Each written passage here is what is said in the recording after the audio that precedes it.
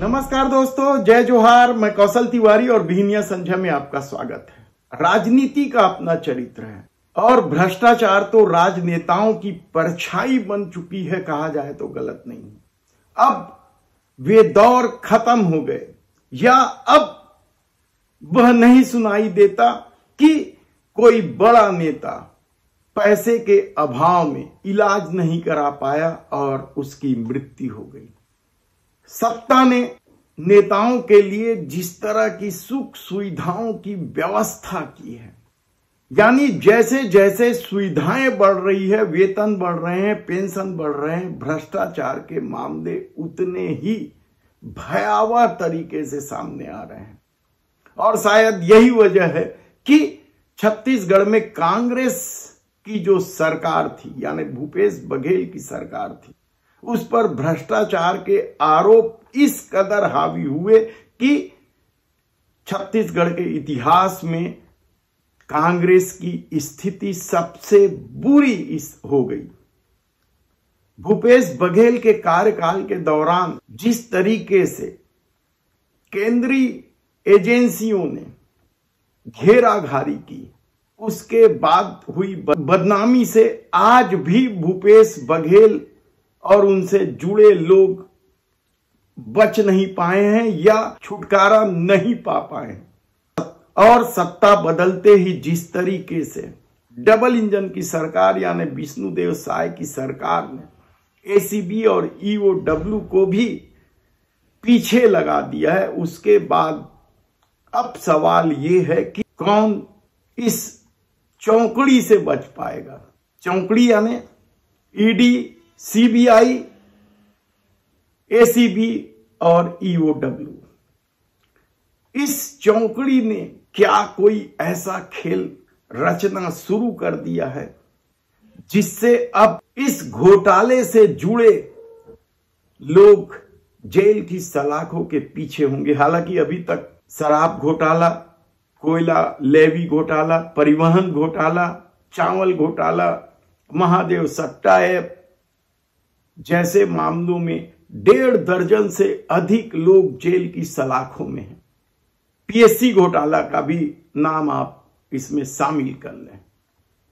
और इन परिस्थितियों में अब जो बाहर हैं, जिनके खिलाफ ईडी ने ईओडब्ल्यू में भी रिपोर्ट दर्ज कराई है, क्या वे तमाम लोग अब जेल की सलाखों में होंगे? इसमें सबसे बड़ा नाम जो ईडी ने बताया है वह पूर्व मुख्य सचिव विवेक ढांड का है। 8 महीने पहले ईडी ने बता दिया था कि इस पूरे खेल का जो साजिश करता है वह विवेक ढांड ही है। और बकायदा इसका जिक्र ईडी ने जो ईओडब्ल्यू में एफआईआर कराई है उसमें की है।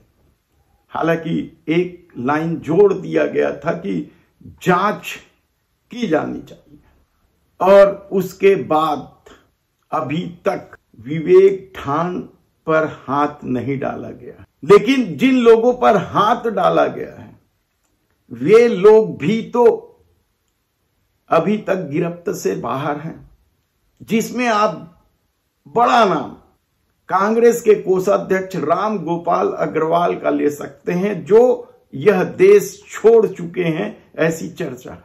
इसके अलावा जिनसे ईडी ने पूछताछ की थी उनमें आईपीएस में बड़ा नाम दीपांशु काबरा का है।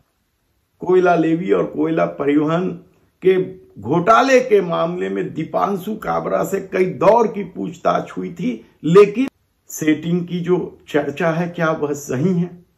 इसके अलावा भोजराज पटेल, विष्णुदेव साय सरकार ने तो ईडी की पूछताछ की जानकारी होने के बावजूद उन्हें मुंगेली का एसपी बना दिया है। तो क्या देख देख कर कार्रवाई की जा रही है या वसूली और गिरफ्तारी के बीच का कोई खेल है? ये बड़ा सवाल इसलिए उठ रहा है क्योंकि ईडी के कई अफसर की रिश्वतखोरी या वसूली के आरोप में गिरफ्तार तक हो चुके हैं। जो खबरें हैं वह बता रही है कि ईडी ने अवैध रूप से जांच के दायरे में आए आरोपियों से लगभग 80 करोड़ रुपए अवैध रूप से वसूले हैं। ऐसी परिस्थिति में जब समूची भाजपा पूर्व मुख्यमंत्री भूपेश बघेल के नाम का जिक्र करते रही है या आरोप लगाते रही है, भूपेश बघेल को भी क्या घेरने के लिए कोई नया खेल शुरू हो गया है या भूपेश बघेल की सेटिंग हो गई है, ये सवाल भी उठता रहा है। और चर्चा तो इस बात की रही कि खुद को बचाने और बेटे को बचाने के लिए सत्ता तक भारतीय जनता पार्टी को सौंप दी गई। ऐसे कितने ही सवालों के बीच ढेबर परिवार के भी तो कई लोगों के नाम लिए जा रहे हैं। कई दौर की पूछताछ हो चुकी है। हालांकि ढेबर परिवार में से अनवर ढेबर जेल की सलाखों के पीछे है। ऐसे में जो उनके भाई हैं, बेटे हैं, भतीजे हैं और कौन कौन लोगों पर ईओडब्ल्यू या ईडी सीबीआई शिकंजा कसने जा रही है। लेकिन सबसे बड़ा सवाल तो यही है कि गिरफ्तारी कब होगी और जिस तरीके से ईडी ने चालान में जिक्र किया है उसके हिसाब से उन लोगों की गिरफ्तारी क्यों नहीं हो रही है। हालांकि कांग्रेस का अभी भी भूपेश बघेल पर विश्वास कायम है और उन्हें महत्वपूर्ण ओहदा देते हुए महासचिव बना दिया गया है और पंजाब का प्रभारी भी बना दिया गया है। तब क्या विवेक ढांड की गिरफ्तारी होगी? दीपांशु काबरा से नए सिरे से पूछताछ होगी? ऐसे कितने ही सवाल छत्तीसगढ़ की गलियों में गूंज तो रहे हैं, लेकिन ईडी के काम करने का अपना तरीका है। सीबीआई का तरीका तो किसी से छिपा ही नहीं है और ईओडब्ल्यू अपने से बड़े अफसरों से किस तरीके से पूछताछ करेगी, ये सवाल इसलिए उठ रहे हैं क्योंकि ईडी ने जो ईओडब्ल्यू में एफआईआर कराई है और जिन बड़े अफसरों का जिक्र किया है वे ईओडब्ल्यू में बैठने वाले अफसरों से सीनियर हैं और ओहदे में भी कई लोग बड़े हैं।